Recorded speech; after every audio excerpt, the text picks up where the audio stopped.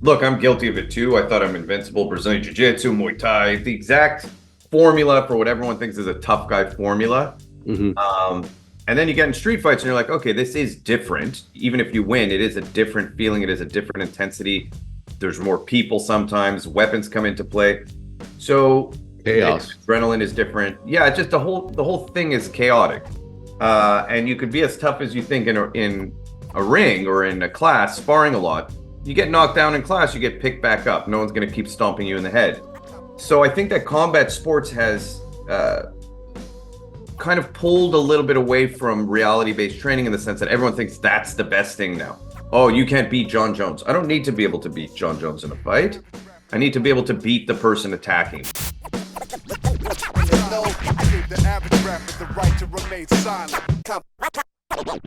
Competition. Welcome back to FURYCAST. On today's show, I have a man hailing from the great state, the beautiful state of Florida. Today on the show, we have Mr. Ilan from Inside Fighting. How you doing, sir? I'm good. How are you doing? I'm doing pretty good. Take about 2 minutes and tell the people about yourself. Give them the nutshell. Sure. Yeah, actor. I was on a recurring character on The Walking Dead. I was a character called Wesley. Netflix shows, all types of different random shows. Always liked acting since I was a kid. Directed a little bit recently, something I'm getting into also. Awesome, man. We could talk about that, definitely. Awesome. I'll Yeah. give you the horror stories. Sure. There's a lot. I know. I've been on a lot of sets where things just go downhill. Yeah, martial arts my whole life. Did Brazilian Jiu-Jitsu for over 20 years. Started very young. Muay Thai. I'm a guru in Filipino martial arts. That was my first martial art that I really became passionate about. Lucky to have an amazing instructor in that style. And then entrepreneur, start businesses. I'm a little bit of a maniac when it comes to working and starting businesses. And I have a company called Eggard Watch Company. Awesome. Definitely want to talk to you about entrepreneurialism. I'm about 2 years into my martial arts school. Mhm. Well, it would have been 3 or 4 years, but COVID kind of squashed it for a couple of years. Right. But so entrepreneurialism is definitely a major interest, as is filmmaking, directing, writing, directing, all that good stuff. So we have a lot in common. But first, take me back to when you were a child and how you got first interested in the martial arts. Watching my dad. So he's my inspiration for martial arts. He did old school karate when it was a tough guy style. Like Shotokan, Goju, or what? He did Shotokan, yeah. Mhm. All over the world. And then he also did a little bit of wrestling and Aikido. Those were his main things. But he, was very much a spar-based kind of guy. And I grew up seeing him do it. And then I ended up seeing Kickboxer and all those old school Jean-Claude Van Damme movies. And those inspired me to get into Muay Thai very, very young. Brazilian Jiu-Jitsu was just by happenstance. I was training Filipino martial arts. Every martial art actually is random for me. So the Filipino martial arts, I saw a movie in my grandmother's house where guys were clacking sticks, and I thought it was the coolest thing. Didn't know what it was. Was it Stick Years Fighter? later, what's that? Was it Stick Fighter, the old movie? Stick I Fighter? don't know. Maybe it's a Filipino movie. It was like years and years and years ago. It was super old. And I just remember thinking it was the coolest thing. And then I went to go see a Wing Chun class, and I heard clacking of sticks next door. I walked in next door, and they were doing that style that I saw on TV, which happened to be Filipino martial arts. That's how I got into Filipino martial arts, which got me into Brazilian Jiu-Jitsu inadvertently because someone came to the Filipino class. I already had been doing Muay Thai and Filipino martial arts. I thought I was a badass, and then this guy just kept taking me down and tapping me out, and I'm like, I'm doing that martial art. Kind of the opposite for me. I started doing the Brazilian Jiu-Jitsu, and they had a JKD class. Started doing the JKD class, and that was my intro into Filipino fighting systems as well as Wing Chun and all that good stuff. So I came into it through Brazilian Jiu-Jitsu, so kind of the opposite of yourself. Mhm. But so I teach Brazilian Jiu-Jitsu under Derrick and his SCX kickboxing, which coincidentally, one of the creators of SCX kickboxing is Chad Stahelski, the director of the John Wick movies. Oh, sick. Yeah, so it's like I'm a filmmaker that teaches a martial art created by a filmmaker. But I'm just now getting into wanting to study these things in not through the lens of the combination of JKD, but I'd really love to get more into Filipino martial arts, to the Kali in itself, the Wing Chun in itself, those things. But you were able to study those pure systems, I guess you could say, early on. Well, yeah, that's my background. I mean, I did Dos Paris, but Dos Paris is a multifaceted system. It has the stick fighting, it has Panantukan, Pangamot, the Escrito elements to it. So I grew up, it would almost be close to a JKD thing, but with a different flavor, a different approach. But it was an all-encompassing system. It was very diverse, very spar oriented. We fought every class. There was never a class where we didn't fight. And my teacher from the Philippines didn't really have as much protective gear as most people. So he would just give us a helmet and be like, oh, sorry, I don't have gloves today. Oh, I don't have the chest gear today. Kind of Dog Brother style or what? A little bit Dog Brother style. Well, Dos Paris is so in close, you're going to stay in that range where you're just cracking each other a lot. It doesn't end up on the ground. But yeah, in terms of protective gear, very Dog Brother. One time I hit my brother in the hand and we were sparring. We were like face to face and I cracked him in the hand on the way down. And we had to stop. He's like, I think my finger flew off. It just turned out that I hit him hard and it went numb. But yeah, that's kind of the approach we had when we were training. Yeah, not much sense of self-preservation, unfortunately. So you went from that to BJJ? Yeah, and then when I started BJJ, I also didn't have a good sense of self-preservation. I ended up training with some tough guys at first I was in Canada, and then I ended up in New York, and I trained with all the tough dudes in New York. And around what year? What's that? Around what year was this? 2000. Around 2000. Okay. 2000, 2002. The good old days, the Wild West days. Well, that's when people just didn't know. Like, first of all, Brazilian Jiu-Jitsu back then was directly intertwined with MMA. It wasn't like you go to a Jiu-Jitsu school or an MMA school. Most Jiu-Jitsu schools had guys going and competing in MMA. Yeah, even if they couldn't strike, they would, you know what I mean?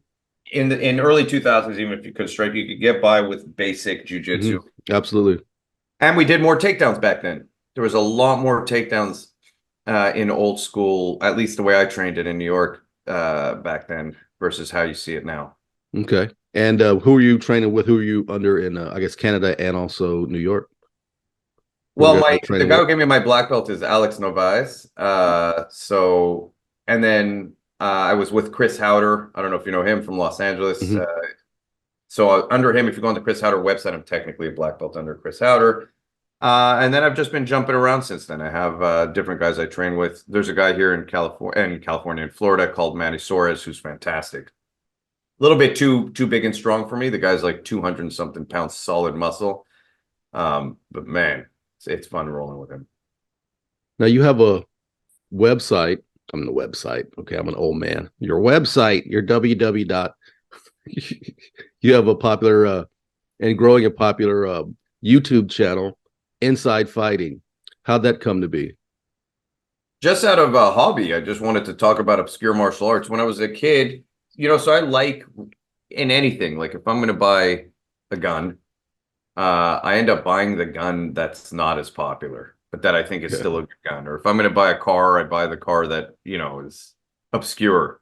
So I had the same approach with martial arts. I always found it interesting. So I ended up getting into just obscure martial arts, especially back in the day. Filipino martial arts was very obscure, all these silat. And so I figured, hey, it would be cool to explore obscure martial arts and just watch and analyze and talk about what I love about martial arts. And that's how the channel came around. Just not expecting anything, just kind of out of passion. What do you see lacking in today? How would you change? You had a magic wand. How would you change today's martial arts? So there's a lot. I think that the division between combat sports and traditional martial arts, anyone who does combat sports has lost touch with, in my opinion, the idea that the street is a different entity. Look, I'm guilty of it too. I thought I'm invincible. Brazilian Jiu-Jitsu, Muay Thai, the exact formula for what everyone thinks is a tough guy formula. And then you get in street fights and you're like, okay, this is different. Even if you win, it is a different feeling. It is a different intensity. There's more people sometimes. Weapons come into play. So chaos. Adrenaline is different. Yeah, just the whole thing is chaotic. And you could be as tough as you think in a ring or in a class, sparring a lot. You get knocked down in class, you get picked back up. No one's going to keep stomping you in the head. So I think that combat sports has kind of pulled a little bit away from reality-based training in the sense that everyone thinks that's the best thing now. Oh, you can't beat John Jones. I don't need to be able to beat John Jones in a fight. I need to be able to beat the person attacking. That's not going to be John Jones. And there's no training I'm going to do other than firearm or knife-based training that's going to get me to beat John Jones. So it's irrelevant every time I hear that argument. Vice versa, I think traditional martial arts are the complete opposite. They lack the resistance training. Sorry about that. Let me just turn this off. They lack the resistance training. They lack the intensity sometimes that you would find in a combat sport. So I think they're just, if I had a magic wand, I'd create a better cohesion between the two, where people could combine the great things about traditional martial arts with the great things about combat sports. Aliveness of combat sports, resistance training, sparring, being physically strong versus some of the other aspects that you don't get, which is some reality-based training stuff that you might be missing in combat sports. So I think there's a cohesion there that people miss. That's what I would like to see change. And ego. Get rid of ego. Who cares? I mean, it's just so stupid. I mean, slight little smidgen of ego might boost you to be your best, but I definitely know what you mean. Ego in yourself is okay. Ego in your style is a little bit closed-minded. In other words, like, if you think Muay Thai is the best, congratulations to you. But if you do it to the point where you're not willing to explore and you just put down everything else, you're just limiting yourself. Versus someone who might be like, okay, I'm a great martial artist. I can beat people up, but I still find this cool. I'm still going to want to explore here. I'm still going to want to explore there. Yeah. Now, I think I would assume you're a little younger than me. I'm quickly becoming an old man, but martial arts had always been like that from my memory. I'm kid of the 70s, basically late 70s, grew up in the late 70s, 80s. I was fortunate enough, and I'm just realizing this in the last few years watching documentaries. You know, we moved around a lot, and I was in California in the 80s, and I got to see blood sport in theaters, kickboxer in theaters, where a lot of these movies that people became passionate about, that I guess they found on video. I was able, I remember seeing Van Damme for the first time in a movie theater, and it was like mind blowing. You know what I mean? To see this guy do these kicks and whatnot. But hasn't martial arts always been very closed off, very closed minded, my Sifu's better than your Sifu, my guru's better than your guru, my master's better than your master? And what are your thoughts on that? Arguably, we've gotten better in that department. I mean, Bruce Lee, and since even MMA, as much as I was just bashing it, opened up the idea of let's try this, let's try that. And it's a progression. I think it definitely used to be much more closed-minded. People used to not even share their techniques because they wanted their school to be the best. And nowadays, everyone knows everything. I mean, you can go on YouTube and there's no like secret sauce to martial arts. It used to, when I was growing up, I'm a little bit younger than you. I was born in the early 80s. I used to believe there was like secret techniques, like you hit the guy right here at this time. And then Dimmak. I had the Dimmak book, the black Dimmak book that I had to find and buy, and I believed all of it. I believed in everything because, and I believed that I could use it effectively because I had no real frame of reference. Now you do. That's kind of what combat sports did. It destroyed the illusion that there's like a secret one technique thing that some 90-year-old guy is going to teach you that's going to make you invincible. It's interesting. The argument that I heard once, which was a very effective argument for me, when I used to always just like the older martial art. I'm like, well, if it's been around for 10,000 years, it must be the best martial art. And then you didn't realize they were all about 100 years old. Well, that too. They're really, all of them are really just remakes. Mashup. But one of my friends told me, he was like, well, would you rather go to a doctor who's using medicine from 1,000 years ago, or would you rather go to a doctor who's using medicine for today? And there are people that will go to that old school. There are, and there's apothecary. benefits. But that's the cohesion. There are certain things that guy who's doing this, acupuncture, right, or whatever it may be, that was dismissed by modern day medicine for so long that they're now discovering has tremendous value. There are elements. That's the cohesion I want to see between traditional martial arts and combat sports. Don't just throw it all away. Look for what's actually working and bring it in. I mean, like you look at some of these karate guys, the amount of bone strengthening they have. They go into like BKFC or something like bare knuckle fighting or something. I guarantee you they're going to hit really, really hard. They're going to damage people. Well, I tell people because people ask, you know, and I'm coaching jujitsu, MMA, and they'll ask about fights, and I tell them some people are just tough. Mhm. Some people are just tough. You hit them, and they don't respond the way an average person would respond. They've got something else. So, could you give me a quick litany, a quick list of all the styles you've trained? Yeah, I mean, I've jumped around a lot and experienced a lot of stuff. So the big ones are Brazilian Jiu-Jitsu, Sambo, Filipino martial arts. In Filipino martial arts, Doce Pares and Ilustrissimo are the two systems. Muay Thai and then Kyokushin I've done a fair bit of. Mm-hmm. But I've tried a lot of other styles. I was at Guru Dan school for a long time. So Wing Chun, JKD. I've experienced all of those in medium, or limited to medium exposure in a lot of other systems. Now, did I hear you taught at Guru Dan's? Well, so Gary Padilla was the Brazilian Jiu-Jitsu instructor out there, and I would help teach the Jiu-Jitsu school before I left. And yeah, and I used to do a completely different style of Filipino martial arts than they had out there.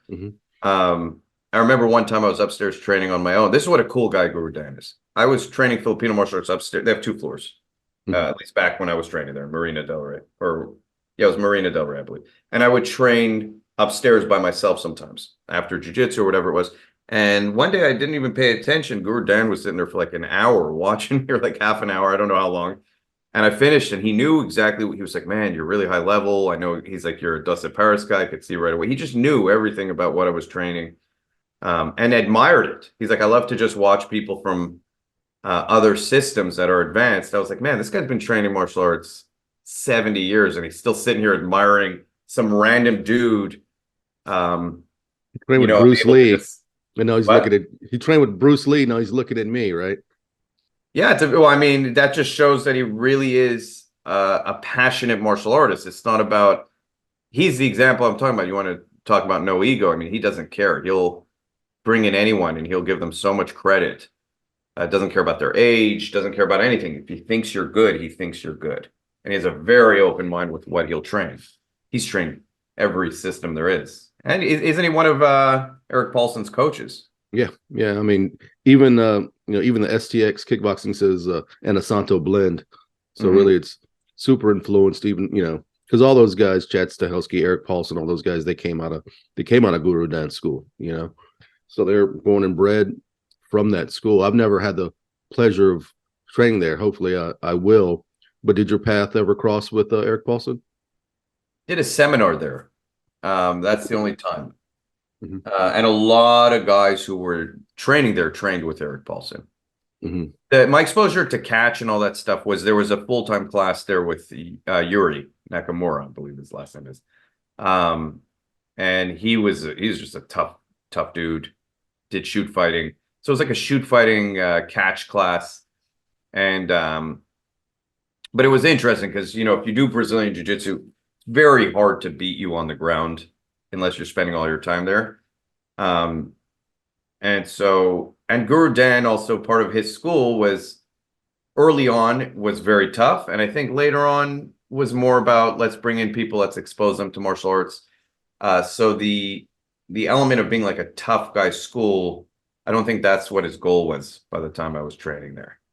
It was really about a celebration of martial arts. There was people of all walks of life there. So it was hard to get Eric Paulson is still a very tough guy, I believe. I just can't picture Eric Paulson being gentle on people. So, and even Yuri, I think, had a hard time being gentle, but that was the approach of the school when I was there by that time. Let's talk a little bit about Kyokushin background. How'd that get started? And tell me a little bit about it. Let me think of the first time I trained Kyokushin. I remember one of the earlier stories where I trained Kyokushin is I heard it's bare knuckle karate. Again, I come from my mentality of, I'm super tough, I'm conditioned. I hear they're doing bare knuckle karate. I'm going to go there. I'm going to beat everyone up in the class. It's going to be fun.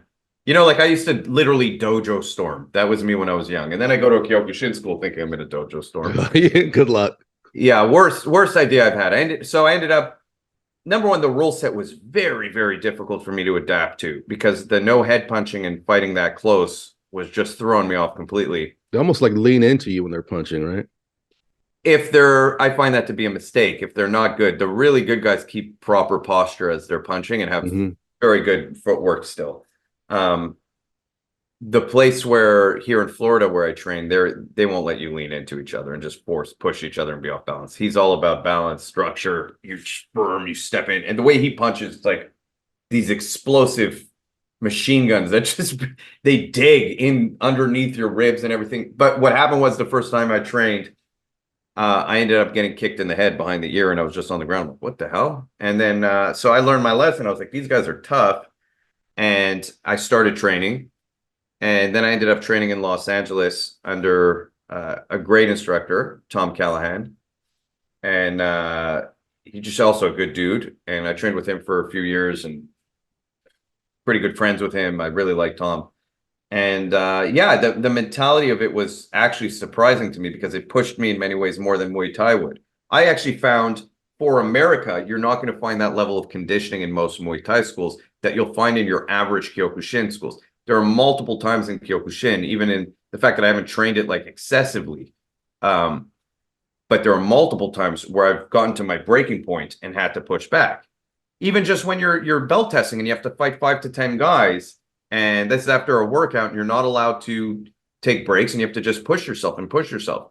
So Kyokushin for me is very special in the sense that it's probably the most accessible American martial art that will teach you to get past the mental barriers that someone could come up with in any aspect of life. They'll help you in fighting, but they'll also help you in work. They'll help you in relationships. You're just not going to be the type of person who breaks. Yeah. So that's what I love about that. So that's why I'm so passionate about it. You still get to train at all? Yeah, I mean, the last time I trained, I busted my knee. I don't know if you follow my channel, but I tore my ACL, my meniscus, my MCL. I had little fractures. The truth is, though, my knee's fine. I'm not doing the surgery. I got a special brace. I haven't had instability. The doctors don't get it. They kept telling me, oh, your knee's going to keep buckling. You have major instability issues when we test it. And then they were watching me throw spinning kicks, and they're like, that doesn't make sense. I'm hitting the bag. I'm doing whatever I want to do. So I'm starting to train again now that I got this special knee brace. There's a company called Don Joy. They make really, really good knee braces. I'm gonna have to look that up because I'm in the market for I've had one knee surgery, one ACL surgery, and the other one popped pretty good a couple years back. And just the martial arts way, I'm just gonna tape it up and put up. Yeah, look up Don Joy. I mean, they really they're the only brace that I think actually helps an ACL injury. Okay, Don Joy. Yeah, I'll definitely check it out. I appreciate it. Now, switching gears a little bit, let's talk about your acting career. Sure. How'd that happen? How'd that happen? I just liked acting since I was a kid. I remember I did a play in school. I just got put into a play in school. Grease. Oh, the first play I did was who were you in Grease? I got to know who you were in Grease. Kaneki. I see it. Yeah. I wasn't John Travolta. No, you're a Kaneki, bro. You're a Kaneki all the way, man. He's cooler anyway. He was the cooler of the, absolutely. And then so Wizard of Oz, then that, and then there was an agent who saw and was like, "Oh, you'd be good at this." As a child, he saw you. What's that? This was as a teenager or what? Yeah, I was a teenager at the time, and that's how I got into it. Look, I was like a little bit of a rowdy kid, so anything I could do to give me an outlet where it wasn't violent, I'd say, was probably healthy for me. And acting was actually a way for me to express myself that wasn't violent, that I actually got positive reinforcement for. Much like martial arts. Martial arts, despite being violent, but it gave me a direct outlet. I needed to get that energy out somehow. And so I just started acting, small gigs. I was on Are You Afraid of the Dark back in the day. Where were you living? Montreal. Okay. So they were shooting a lot of stuff in Canada. They were shooting a lot of stuff in Canada. They still are shooting a lot of stuff in Canada. So that's a great place to be. Yeah, Montreal's died down a lot, but Toronto and Vancouver still shoot a ton. Atlanta now is probably the hub of where most things are shot. 80% of what I shoot's in Atlanta. but we actually passed here in Texas a bunch of incentives, so we're hoping to bring some stuff here. But so then what happened? So I did these small parts, ended up getting a scholarship at the New York Conservatory for Dramatic Arts. So I took off, went to New York. I'm American, so it wasn't a big deal for me to be in New York as opposed to Canada. And ended up doing the 2-year conservatory. It's like a full-time heavy-duty conservatory, serious. And it's my yeah, that's serious. That's a big deal. That's like going to the Philippines and sleeping on or going to Thailand, sleeping on the cot on the floor and training 8 hours a day. You know what I mean? Yeah, except with beautiful women in New York, and trying to be a famous actor, but almost like sleeping on the floors in the Philippines. with central air and heat, and going to get a slice of pizza 5 times a day. But, you know. Yeah. No, but it was very intensive, and they do in many ways push you mentally also, but for acting, but in a different way. And you have to kind of be secure with yourself and confident to be able to handle it. And it was long days, and Meisner training is not easy training. Meisner training is definitely intensive, especially the way it was done back then. So I did that, and then I ended up just constantly trying to push my acting career. Ended up getting on different shows and stuff like that, and just kept going from there. So it was a slow grind for acting, but I'm lucky. I've been on shows that I'm very proud to have been on. I've had opportunities I've lost, sadly, that would have been where I was the top choice, but then because of some kind of stupid reason, like even Walking Dead, I was cast as Jesus originally. It was top choice for Jesus, whatever. And then like the day before they were supposed to fly me out, they said that at the time I was tanned. My skin gets very olive, and I had more of a beard, and they said that they were looking for someone who looked more like the Western representation of Jesus. So they ended up casting guy Tom, has blue eyes, light brown or blondish hair, and it makes more sense for what they were looking for. But they sent me a nice letter, the casting, saying like, "Oh, you're like a Marlon Brando." I'm like, that doesn't help me. And then they cast me as this guy. You're the greatest actor of your generation. We're not going to use you. Yeah, you're just too dark. Your hair is just a little, and your skin's just a little too dark for. I'm a weird type in acting. I'm ethnically ambiguous. I'm not exactly white, but I'm not exactly minority classification. Even though I am, I mean, ethnically, that's the problem. I'm half European, half Middle Eastern, so I'm a weird category. And I look Italian, so it's the most confusing thing for casting directors. Now, being a writer, director, and my film Lion Killer, available Amazon Prime, Tubi TV, Freevee.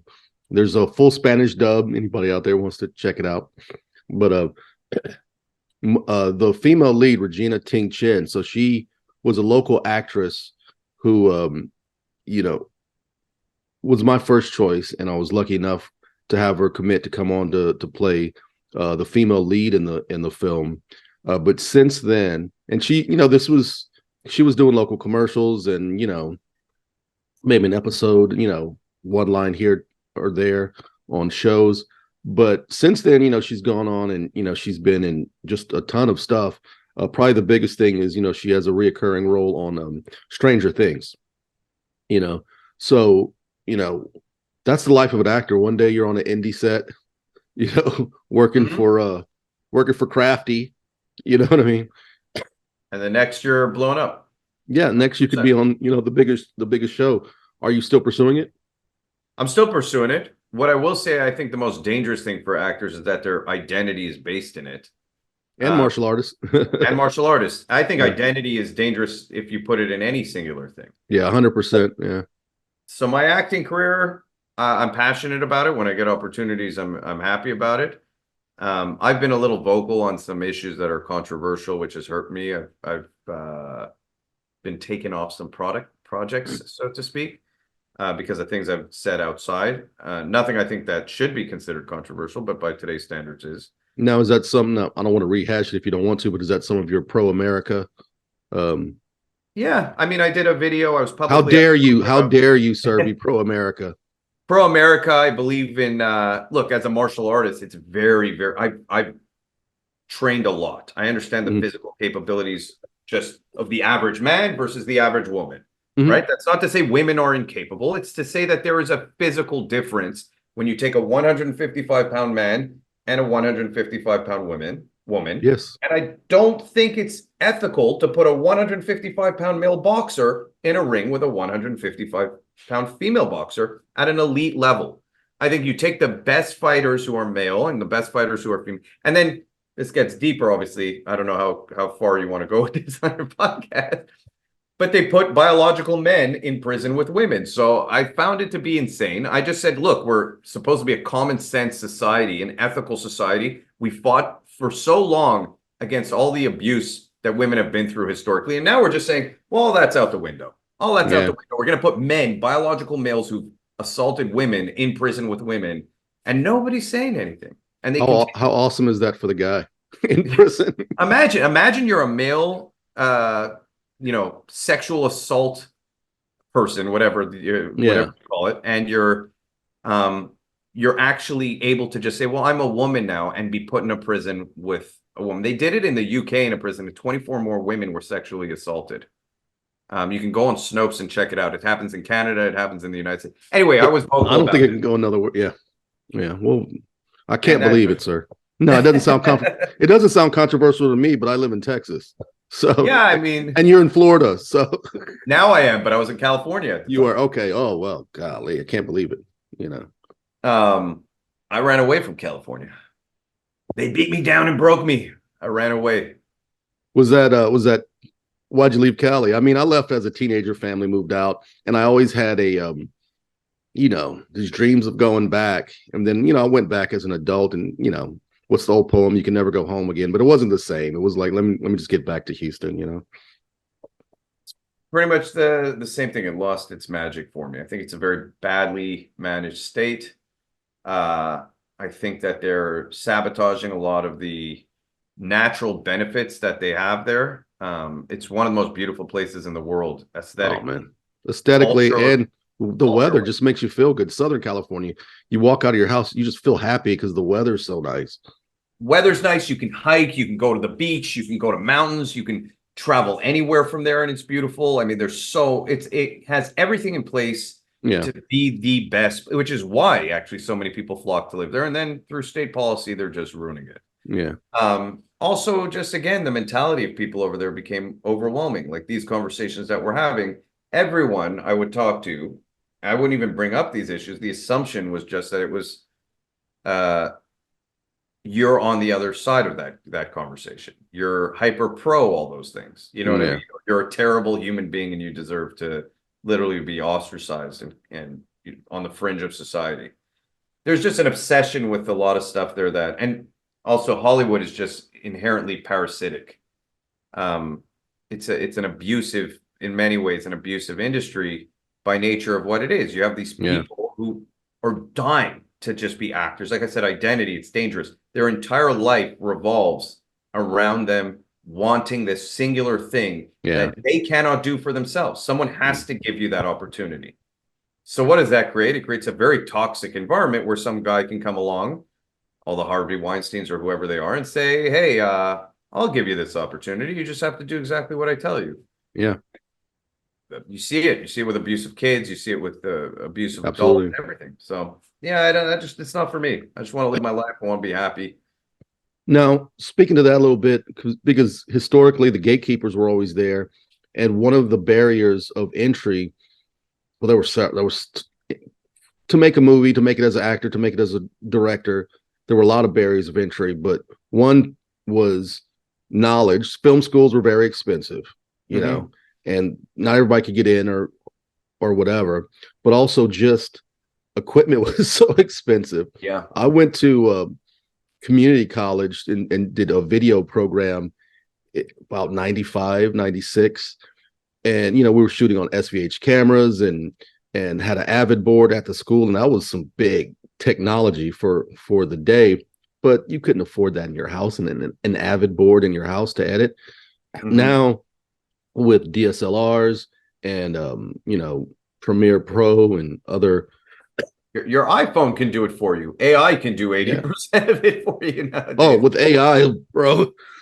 Excuse me for this cough, guys. I apologize. But I guess the point is now the barrier of entry has been lowered, so more talented people from across the country can live in Florida, can live in Newport News, Virginia, Houston, Texas, surround themselves with a community of like-minded people.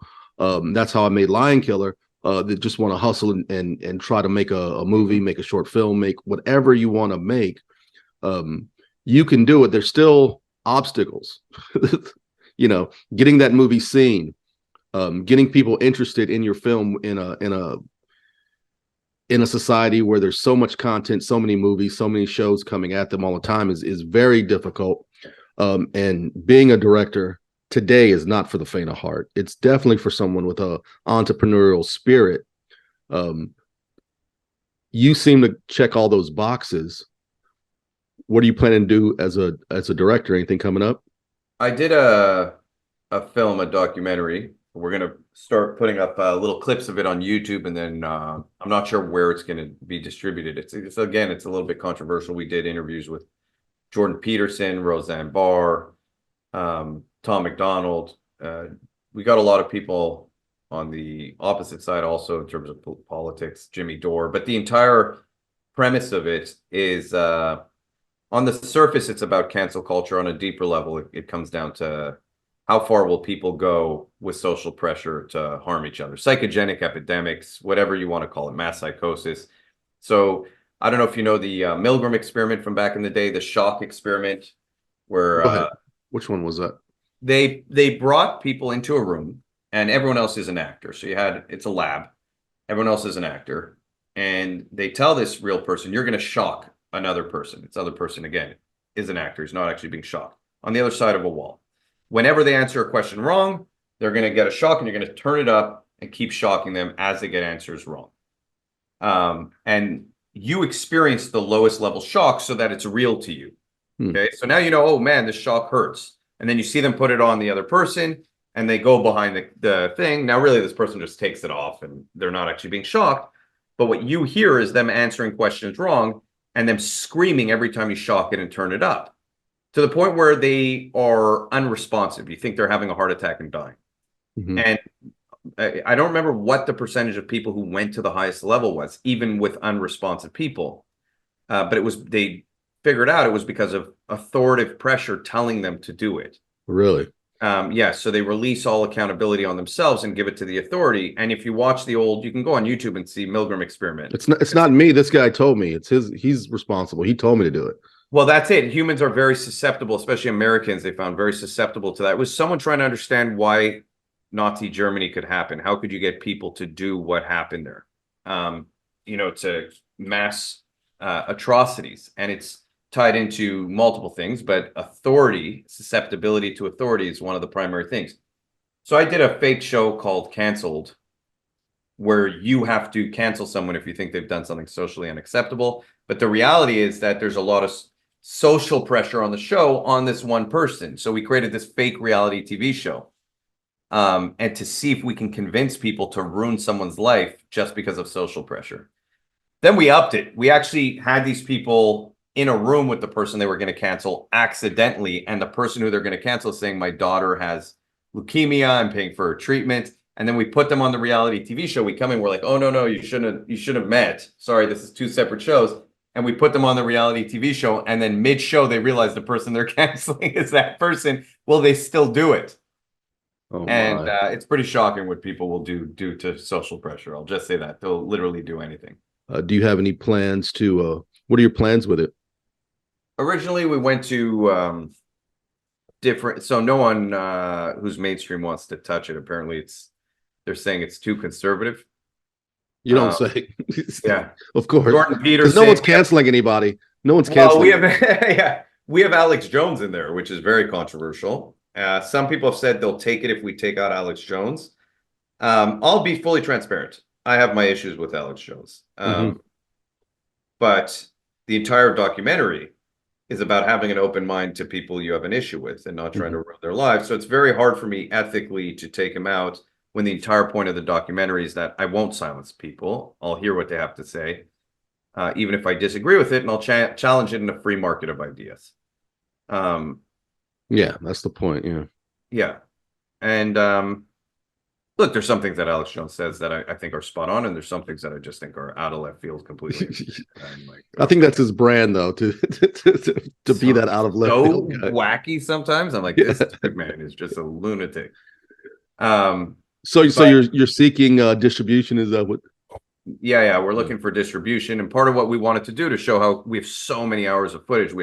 There's some really cool stuff. There's this guy Peter Boghossian who did these grievance papers. He's a professor, was a professor, and very left-leaning professor, but realized that there's no accountability for anything that's published if it's part of the progressive narrative. So he did some tests, and he wanted to see if these papers would just automatically get published without any peer review and be considered peer-reviewed. And he made up the most absurd, fake. Yeah, I think I saw an interview with him. Yeah. Like the penis is as a social construct. Yeah. That a penis is not a real thing. It's a social construct. And then he did another one about how, and he won awards for it. And he was like, this is the craziest thing ever. This is not a real paper. And he's like, there's something wrong in academia right now where we're just anything that is part of a progressive narrative, it's just getting awards and passing through. And nobody's actually verifying what's real and what's not real. He did one about how dog parks are actually racist toward Black women. He did the craziest things he could come up with, and all of them were just getting tons Not of black dogs. no, Black women. That would have been better if it was black dogs, right? Might have been. Yeah, it might have been more funny, or at least you could argue something there. Yeah, exactly. You could make an argument, But I don't know. He just was like, I'm just going to do the most absurd thing possible and just keep doing it and testing it. So he's in the documentary, but like a lot of people don't. That's a lot of work. It's a lot of work, man. So is it a 90-minute doc? 80-minute documentary? No, that's a lot of work. That's a lot of work. People don't realize.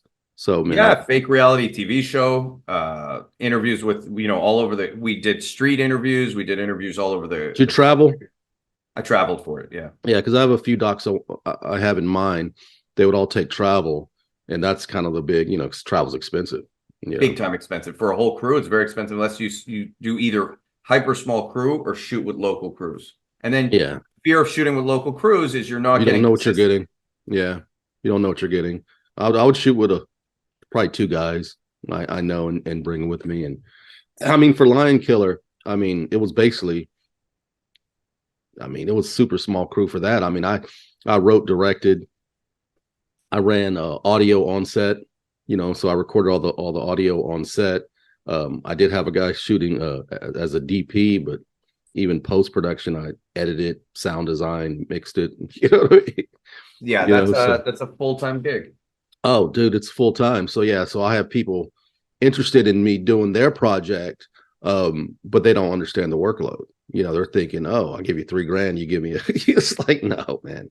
And this is not only money, but time. It's the time, and it's 100% the time. It takes so long to bring it to market. So you're in rarefied air, man, if you've got that in the can and you're just looking for distribution. So I want to congratulate you. That's quite a feat. You know what I mean?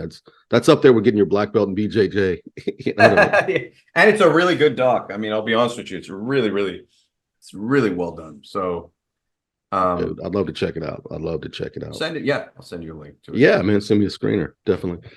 Now, any plans to do narrative?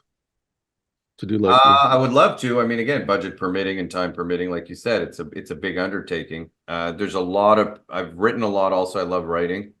I have some very cool. I'm sci-fi buff, so I like sci-fi stuff. So I write sci-fi, or I just write psychological thriller type stuff. But again, it would be nice if I have so many other things going on for me to say, okay, I'm gonna 100% go into narrative versus doing just documentaries and doing stuff. Documentaries, I feel like I can do on the fly and over time. Yeah. Shooting a movie, it's a little bit like a feature, and it's a little bit more difficult, especially sci-fi. Everything I write sadly has high budget. But see, that's the beauty of doing like a sci-fi, like writing a script with certain parameters in mind. I'm gonna do sci-fi low budget that's cool, like say Looper. That of course that was big budget because you had big stars in it, but I mean, all the effects were super simple. They were just like jump cuts, you know. Yeah, Not but there, there's there's still a there, lot of action, a you lot of know. Yeah, that's what I'm saying. Don't do that. yeah, yeah. Or you've got to change it where you're not. It's not guys on hovercrafts shooting at each other. It's a foot chase. You know, you do really good foot chase. There's certain things you do to make it low budget, but it'd be a fun what's the word I'm looking for? A fun exercise, exactly. Exercise just to do it, even if it's a short story within a certain budget, you know. So I wrote intentionally based on criteria of like, how can I do 2 to 3 locations, 5 actors. I just wrote something with a buddy that's very, very interesting. And it's more art house. I don't know if it's sci-fi or just it is technically sci-fi, but it's sci-fi weird. You know, like that art house weird. Yeah. I love that stuff. A24 style. Yeah. Well, I'm done with A24. They've gotten they're a brand now. What's that? They're too crazy now? It's just as soon as you see something, I see how it's shot. I'm like, it's A24. And when I can see it like that, I'm no longer interested. Like you're a brand and it kind of, it's like, okay, everybody's shooting this A24 stuff. Then just do something completely different. Kind of like how you said earlier, I always want the thing that people aren't doing. I thought Dream Scenario with Nicolas Cage was I really liked that movie. I mean, there's some, I mean, I went to the movies to go see, what's the one about the wrestling, and that was great. You know, so I can't, I'm not saying they don't do good stuff. I guess I'm over it. I'm going through my old Canon films and pulling them off the shelf and just watching old, like, Revenge of the Ninja movies and stuff like crazy. I just put that on the other day. I was in the background. I wasn't even paying attention. Now, was that the one with Shokazoki? I think it is Revenge of the Ninja. This shot here in Houston. Really? Yeah, it's I think it's Revenge of the Ninja because I have it on my shelf the other day. And they're like on Sabine Street. It's like a street downtown, and so it reminds me that era of that movie shot is the era I moved to Houston. That's how downtown looked back then. Doesn't look like that anymore. So it's kind of nostalgic when I watch that movie. But I believe it's Revenge. It's one of the Shokazoki Ninja movies, but he did 50 of them. So I could be wrong. Wow. He didn't do 50, but he did a bunch. Oh, I would have believed 50. Yeah. A year. Why not? No, he did a bunch. But yeah, man, I mean, anybody doing writing, the craft of writing, the craft of directing, acting, I'm all in, and I'm a kindred spirit. So man, I really I'm really believing for the best for you in that regard, because it's so hard to do, man. Much like, I know I said it before, but getting a black belt in BJJ is very hard to do. How many people started and stopped by the time you got your black belt? You know what I mean? So to start and how many people come up to you? Well, this is the deal. Once people know you're a filmmaker, they come up to you like, I have an idea. Everybody has an idea. Like ideas are nothing. You know what I mean? Do you have anything written? Are you willing to like see this through? So so many Even people. that, I mean, I get a lot of people sending me like just a tip. If you're going to send somebody full scripts, you have to understand like other people are sending them full scripts. They can't read every day 320-page scripts. You got to send them something that they can just overlook quickly. And then if they're interested, read the script. It's very hard. People don't know how to pitch, I think, is a big part of the problem. Also, they don't understand like, hey, you're asking for someone's time. They're not going to spend 6 hours. Like that's an excessive amount of time to expect someone out of the day to just take to look. If you can ask them for 15 minutes, you can't expect somebody to start reading novels that you're sending them and then get on hour-long phone calls. And like, so there's a lot of that going on where I'm like, do you not realize that there's a lot of people sending stuff to everybody? Make it 15 minutes direct and pitch them and make it good and effective. But I've seen that happen a lot, unfortunately. Are you taking pitches from other people or that's just happening to you? But as long as they're, you know what I mean? I can't read 90 pages and then watch an hour and a half film and then have a 4-hour discussion. because that's what people have tried to do, and I'm like, man, I'm sorry, I got a job, I got to work, and Yeah. Well, I mean, that's why to me, like, if you're gonna like people, I'm gonna do a pitch deck and I'm gonna do this. If you've got a script you believe in, take the best scene and shoot it as a short. 100%. You know, and then try to put it on YouTube, send it to the people. People are more inclined to look at your short film than to read, you know, your stuff. In my opinion, things change. Now, what are your goals? Are you looking to? Are you starting like your own like little studio? You're looking to have a roster of films, or because I didn't know this about you, I thought maybe you just done one film, or what are your long term No, goals? we have a little studio. I have a lot of friends who are in the film industry who have really cool locations and all that stuff. So Mhm. my goal is long term to produce more content, especially Mhm. in this space, the more untapped space that Hollywood won't touch. I know Daily Mhm. Wire is doing it, Angel Studios doing it. Mhm. Now you Yeah. have Mel Gibson doing it, but I don't know if anyone's going to be doing it really gritty and real and understands. Well, Mel Gibson understands Hollywood and making movies for sure, but Yeah. outside of him, I feel like sometimes the films are lacking something. You look at a lot of Christian films and they're a little bit too cheesy. Or even when they try and go gritty, it's not like Hollywood interesting gritty. The truth is, you look like Hollywood does know how to make good films. They just Mhm. are inserting ideology into all of it. I just want to Yeah. watch a good film that's not based in that. So that's what we want to do. We want to make good gritty films uh, that are interesting, that are not, heavy duty whatever Yeah. ideology. Now you mentioned Christian films, um, because my wife, she's always, you should do a Christian film. You do it right, you know. Hmm? And I am a person of faith. I am a Christian. Are you a Christian as well, or is that just an area that My you're? story with faith is an interesting one. Let's do it, Uh, baby. so yeah, I was born Jewish but never followed the religion. Hmm. Ended up going to a monastery with one of my buddies.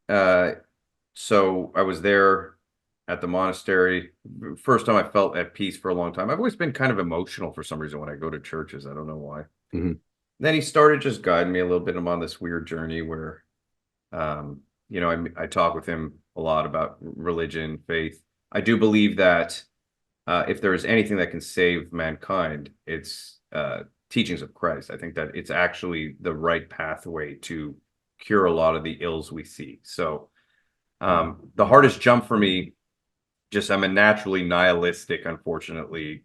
Uh, I'm a negative in that sense. Like I want to believe, and then I'm like, but it would be too good to be true. If there's, it's actually the opposite of Jordan Peterson. Jordan Peterson says scared if there's God. I'm like, no, no. I want so badly for there because I fundamentally believe I have a good soul and I have if there is a God and I have a good heart, uh, and to feel that kind of connection with something bigger than myself. And there's times where I'm 100% in it, and there's times where I struggle with it. But I would consider myself a person of faith now. I really did get there. And there's a couple ways. I don't know if you want to have a whole faith discussion, but I'm open.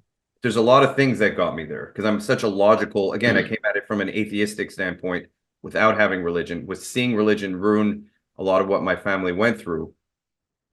And then so I needed a functional way to get there. It wasn't like I'm just going to believe because I want to believe. It was I'm going to believe because the logical conclusion is that God is real and that these teachings are correct. So one of the things is just fundamentally the concept that science is answering the questions. Science is not answering the questions. There's a lot in the universe that points to a designer. There's a Yeah. lot in the universe that points to a creator. Two different things: designer and There's creator. so much we don't know about the body. How much you think we know about the universe? Even just the fact that there is literally equations in the universe. Everything is almost programmed in the universe. There's multiple things. Like same people get caught up in simulated universe. That whole theory are Mhm. actually pointing to the concept of God, of a creator. On a very basic level, Mhm. everything came from nothing. That's a biblical concept, and science openly admits that everything came from nothing, and then they can't ever explain. There's no space, there's no time, there's no matter. All these things just exploded into existence. We're not going to answer that question. And so the concept of nothingness has to be reevaluated because in some way everything existed in nothingness. That's what they're arguing. Mhm. Uh, and then in terms of Christianity, you look at just the notion there's two paths you're going to go on. And so I'm either going to believe that there's some kind of universal ethic in the universe, that there's some things that are universally right and some things that are universally wrong. Not because I feel like they're right or wrong, but because they're fundamentally right or wrong. It's in the code of the universe. The only way I can believe that you have, so if you believe that, is what Hitler did wrong. Yes, it's wrong. Not wrong because I believe it's wrong. Not wrong because you believe it's wrong. There's just, it's wrong. It's universally wrong. The So only true. way I can believe that is if there is a thing bigger than the material. And so I look at both choices. You look at what a lot of people are doing now is they're buying into moral relativism, which inevitably is nihilism. And again, it comes back to identity. Their identity is always tied into a material concept. You're going to worship something. You're either going to worship God or you're going to worship a physical material thing, whether that's your sexual identity, whether that's money, whether that's drugs, whether that's your success. These are unsustainable things.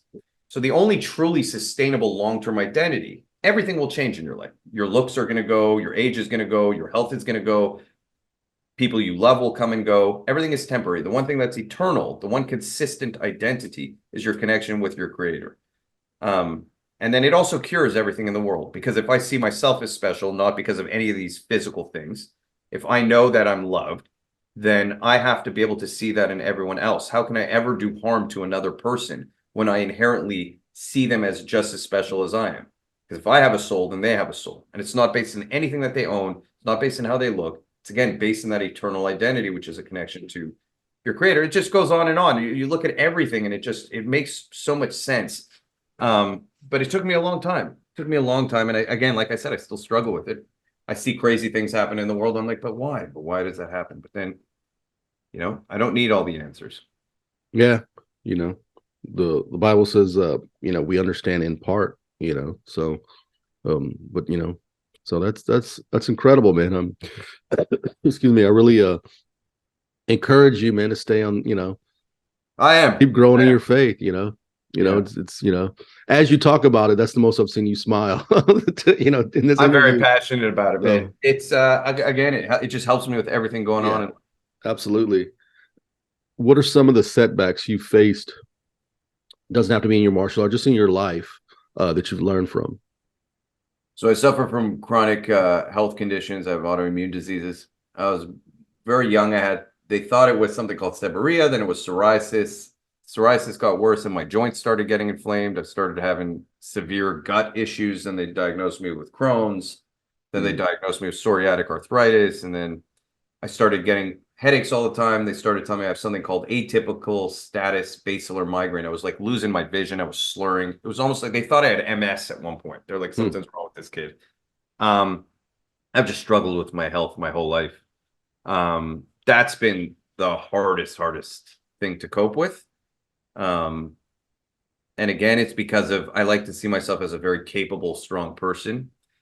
And the biggest lesson I take away from that is that these things I see myself as can change at any minute, and not to become overly attached with any idea of myself. In fact, that's intertwined with the whole faith thing. It didn't push me away from faith. It pushed me toward it, all these health issues. So I'm thankful for that. I'm thankful. Funny how God does that. Give you challenges.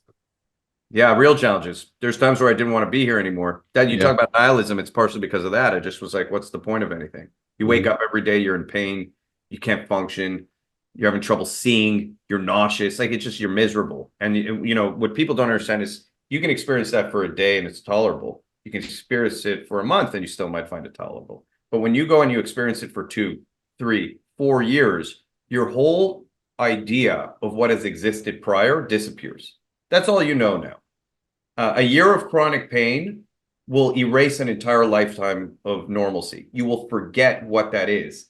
And it's like a good analogy is take 2 pounds and hold it up beside you. Oh, that's easy. Now hold it up for the next week. And the second you put your arm down, you're getting a beating. You're not going to be able to do it. And so I think people don't understand that chronic pain, it's the chronic part that's hard. It's not the pain part. It just never leaves you, follows you around. It's like a shadow. And it's very mental. It's more the mental aspect of having to carry it and then put up a front for people that you're not suffering. That's it's very difficult. How are you doing with that today? Are you still suffering pretty much, or Way better. I doing had a a little better? rough year last year. I ended up in the hospital. I don't know if it was a combination of my meds and so also when I flared up, I have malnutrition. I don't absorb nutrients properly. I ended up with a very severe condition called rhabdo. You see guys in CrossFit get it. It can kill you. They have to hospitalize you and put you on an IV for 24 hours a day to just keep your body flushing from poisoning itself. Essentially, it's a breakdown of the muscle tissue. It dies. You get some kind of death in the muscle, and it leaks all the potassium and all these chemicals, all these things into your body at a very high level. Then your kidneys can shut down, or your liver can shut down. Your Oh, heart man. can get damaged from the potassium. Your creatine levels or your CK levels go through the roof. Mine were, I don't remember what they were, in the 20 something thousand. I don't know what normal is, but they just kept me there and I was fine. And I couldn't use my arms for a long time. So I recovered everything much faster than they said I would. I always recover faster than the doctors anticipate. And now that affected your martial arts training pretty severely, I'm sure. Yeah, 5 years ago, no, more than 5 years. I don't know. This is at least 6 years ago now. Maybe 5, 6 years ago, doctors told me I wouldn't walk again. They found a mass in my spine. They thought it was a tumor. They're like, oh, I get it. So I go, I'm losing feeling in my leg. I'm doing jujitsu a lot. I'm like, oh, I probably just compressed a nerve. I go to a doctor. They do a neurological test on my leg. They go, you have no neurological activity. This is very bad. We're sending you for a CT scan right away. I get a call the next morning. Hey, we found a mass in your spine. It looks like a tumor. We don't know if it's cancer. We need you to come back in right away. This is what I wake up to at 8 a.m. I'm like, oh man. So I go see the doctor. I'm freaking out. He's like, we're sending you right now. We're doing a much more in-depth analysis. You have to do more tests. And then you're going to leave. This is how good the doctors were. They go, you're gonna go today. You're going to do the test. We're putting it as an emergency. And you're going to leave and come right back here. And we're going to have the oncologist here to go over the results with you. So I went, I did it. And by the time I got back, they were really happy when I came in. I'm like, so, and they're like, it's not cancer. You do have a mass in your spine, but it's not cancer. So you're not going to die. So just get that out your head. They're like, we're 99.9% sure. They're like, we can't legally tell you we're 100% sure because we don't want to be sued, but we're 99.9% sure. So they were right. I'm alive. I'm not dead today. But they did say this is compressing L4 to S1. There's a bunch of neurological damage. If you don't do a very, very dangerous surgery that we haven't really done before, we have to go inside your dural sac. We have to remove the mass. We have to sew up your dural sac perfectly. You're going to have spinal fluid leaking into your body for the rest of your life if it's not perfect. Then you have a 5% chance of recovery. If you do the surgery, it's 50-50. And I just didn't do the surgery. I was like, I don't believe that. And they're like, okay. And at the time I was walking with like a floppy foot and a bad limp and my leg was kind of numb. I couldn't tell where the ground was. I had all these balance issues. And then within 6 weeks, I was running again and they didn't believe it. They thought that should be impossible. And then within 3 months, I was training Brazilian Jiu-Jitsu again. And within a year, I felt like myself again. Same thing now with my knee, with the ACL. All doctors, oh, you're not going to be able to keep doing what you're doing. I'm doing it. Now, what about your interests? I see a bunch of pop culture things behind you here. Yeah. Are you in the comic books? Are you in the? I see you're in the Predator. Well, so when I was a kid, I have a bunch more. I have a Stanley signed Spider-Man over there. Oh, sweet. I have Hulk and Wolverine, the huge Sideshow collectible one. I have Batman over there. That's Perdalian. That's like the test one. Is that a RoboCop down there? I do have, it's like a limited edition RoboCop. That's Okay. That was a gift from a buddy. I have Venom, I have Iron Man, I have another Wolverine bust, I have Hellraiser. I love Hellraiser for horror. He's pretty cool, especially the earlier ones. But yeah, I love all that stuff. I mean, growing up, comic books was like my escape from reality. Mine too, yeah. So, but in recent years, I haven't followed any comics or anything like that. I got into anime. I watch a lot of anime. But I like things that just Tell good stories. Tell good stories, and like the world is what it is. I don't need to see something that's, I know some people love it, but I experienced the world. I want to experience something else. Like I loved the idea of like having superpowers. I still do, obviously. That's why martial arts is so cool. It's kind of a superpower. But Totally. yeah, growing up, I just thought it was I would fantasize about being like Wolverine or Spider-Man or any of those guys. And I actually had the comic book that would tell you their powers, their origin. It wasn't really a comic book. It was like an Yeah, I was like, encyclopedia. they still sell it because I worked at a comic book store when I went back to college, get my film degree about 10 years ago. So I was working at Bedrock City Comics here in Houston, and they still sell that. It's just it's like a encyclopedia of everyone's characters and their powers.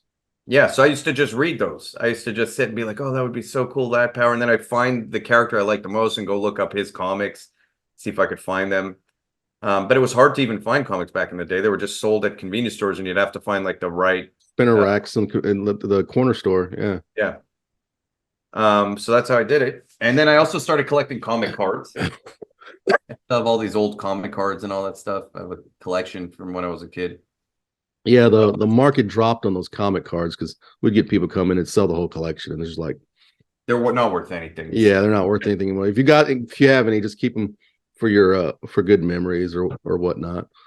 But we're coming down to the end of our time here, so let me ask you this: what are the lessons learned along the way? Well, the big lessons for me.